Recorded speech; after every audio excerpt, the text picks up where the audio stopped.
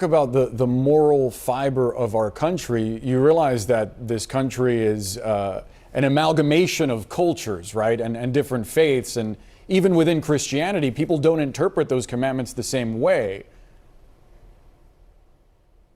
Well, what's important about this bill and what's important to remember about this country is that whether we like it or not, Moses is in the Supreme Court of the United States. The Ten Commandments are in the Supreme Court of the United States. Moses is on the law in Congress. This is part and ingrained in our nation. This is a historical document that's important in Louisiana because in Louisiana, we believe in faith, family, and freedom. And that is why I voted in favor of this bill. Sure, but you also recognize that the Constitution of this country, its founding document, doesn't include the word God or Jesus or Christianity, and that's for a reason, because the founding fathers founded this country as a secular one. You don't Boris, see that? I bet you CNN pays you a lot of money, and I bet you got a bunch of dollar bills. What does this have to do with the network that I work for or what I'm getting paid? Don't make this about that. Answer the question. Why did the founding fathers not include God in the Constitution if they wanted this country to be the way that you see it? Let me finish my statement. And Answer the question and don't make this about me.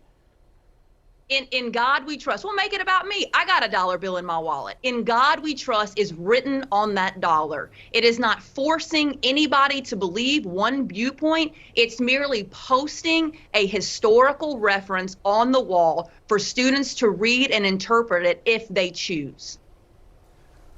But fundamentally, you understand that there's a separation between church and state, and that if you're a student at a school, say you're Muslim or Hindu or atheist, having that on the wall, doesn't that endorse a specific set of beliefs? Absolutely not. It is a historical document. Again, but there are historical documents. There are historical documents that actually this law authorizes to be displayed in classrooms, like the Mayflower Compact, the Declaration of Independence, and others. But this one is specifically religious, and there's a difference there. I mean, that seems pretty clear that there's a difference between a random historical document and one that endorses a very specific view of a very specific denomination within a religion. I don't agree with you that this is a random historical document. This is a I didn't say it was random, but there are others. Go ahead.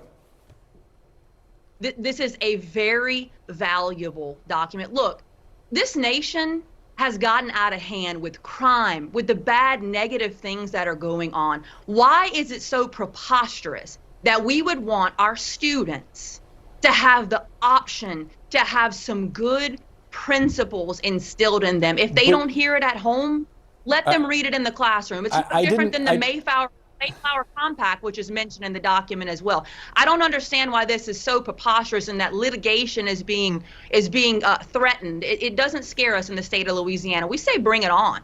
Because if someone has a home in which they choose to believe something different, which is welcome in this country, it's literally why people fled to come here to found this country to begin with, then they should be allowed to. And it's not really an option if you're requiring it to be put up in the wall of a classroom. What do you say to the parents of students or even teachers who don't share your religious views? Don't look at it.